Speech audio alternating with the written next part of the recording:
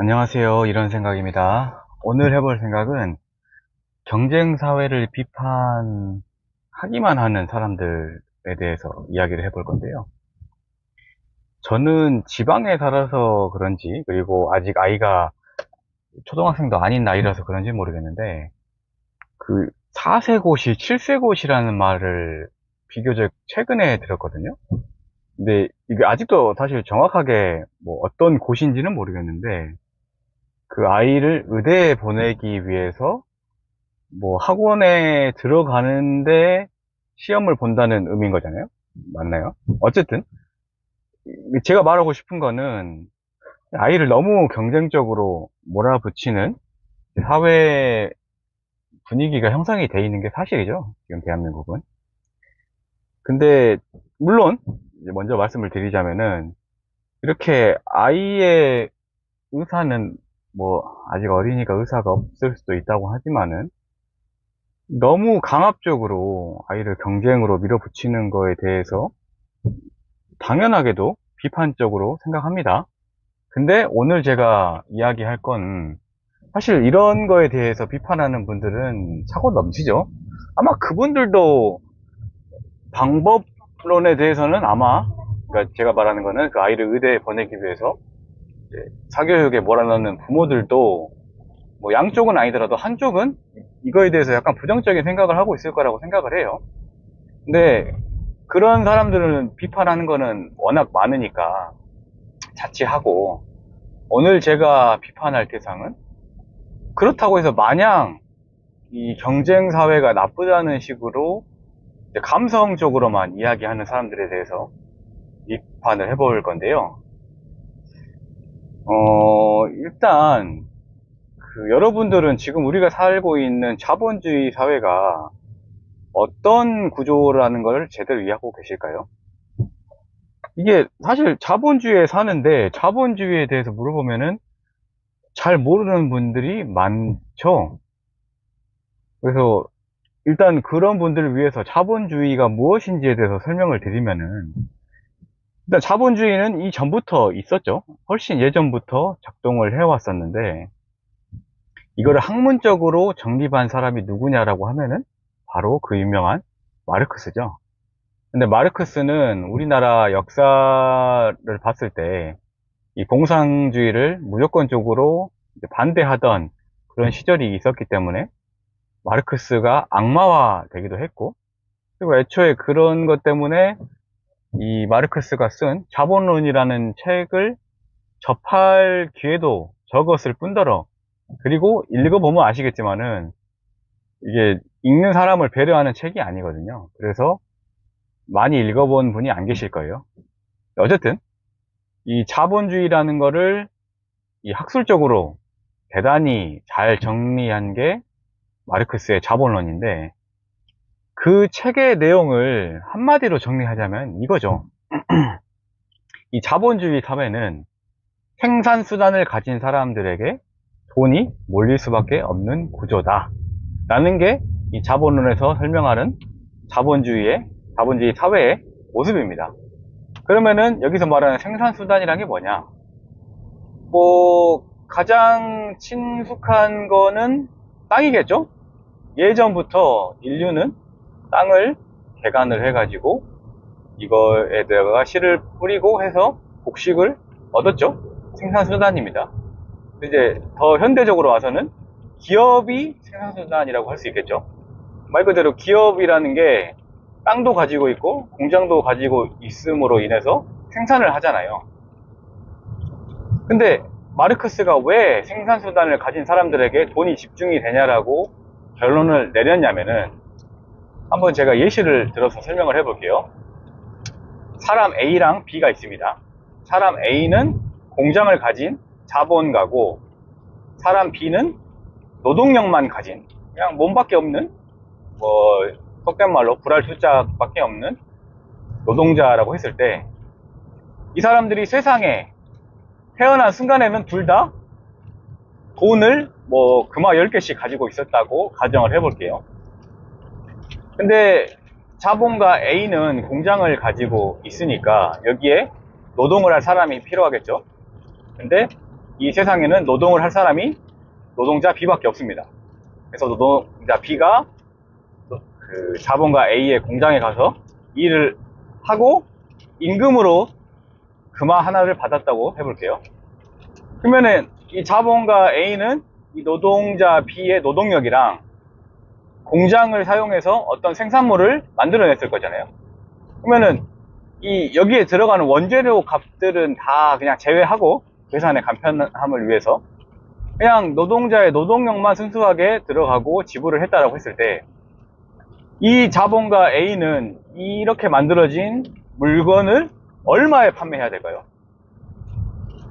뭐 이거는 당연하게도 이거를 금화 한 개를 들여서 생산했는데 금화 한 개만큼으로 팔거나 아니면은 금화 한 개보다 싸게 팔면은 이 자본가는 망하겠죠. 그러니까 당연히 이 자본가는 이렇게 생산된 물건에다가 이익금, 그냥 계산의 간편함을 위해서 금화 한 개를 더 추가해서 금화 두 개로 판매를 하는 겁니다. 근데 지금 제가 말씀드리는 세상은 아주 간략화된 세상이기 때문에 사람이 A랑 B밖에 없어요. 근데 이 노동자 B는 자신이 노동을 투입해서 만든 이 물건을 무조건 소비를 해야 돼요. 생존을 위해서는. 그러면은 아까 말씀드린 것처럼 원래 이 노동자 B는 금화 10개를 가지고 있었는데 임금으로서 금화 한 입을 받았으니까 금화가 11개 있는 상태인데 이 자본가 A가 물건을 금화 2개에 판매를 하니까 당연히 노동자의 금화는 1개가 줄어서 9개가 되고 이 자본가는 금화를 11개 가지게 되겠죠. 그러면은 이 과정이 반복된다고 생각을 해보십시오. 반복되면 반복될수록 노동만 가지고 있는 노동자 B의 돈은 생산수단을 가지고 있는 자본가 A에게 계속해서 흘러 들어가고 결국은 노동자 B의 돈은 앵꼬가 나게 됩니다. 물론 이렇게 되면은 이 노동자 B의 금화가 연계가 되는 순간 경제가 돌지 않기 때문에 은행이라는 요소가 들어가긴 하는데 이거는 제가 나중에 설명을 드리기로 하고 어쨌든 이 자본주의라는 거는 이런 식으로 작동을 하기 때문에 무조건 생산수단을 가진 사람에게 돈이 흘러 들어갈 수밖에 없습니다. 다른 말로 마르크스는 이거를 착취라고 했죠. 착취. 그렇잖아요. 이 노동자가 생산한 그 물건을 노동자가 받은 임금보다 더 비싸게 팔아서 이익을 남기니까 엄밀히 말하면 착취가 맞아요. 물론 이거를 너무 극단적으로 몰아간 측면이 있긴 하지만 학술적으로 봤을 때 이 자본주의라는 거는 남의 노동이나 여러 가지 서비스를 받아서 착취하는 시스템이 맞습니다.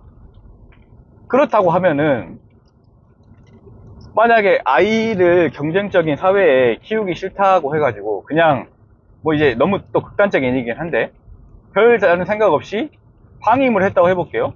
그러면은 이 아이들은 평생 생산수단을 가진 자본가들에게 착취를 당하며 사는 인생이 되는 겁니다. 그러면은 물론 아이를 뭐 자살까지 이르게 하는 그런 경쟁으로 몰아붙이는 부모도 잘못인데 이 아이를 그냥 타인의 착취 대상물로 남겨두는 게 올바른가요? 저는 절대 아니라고 생각하거든요. 이 아이를 경쟁으로만 몰아가는 사람만큼이나 경쟁이 나쁘니까 그냥 감정적으로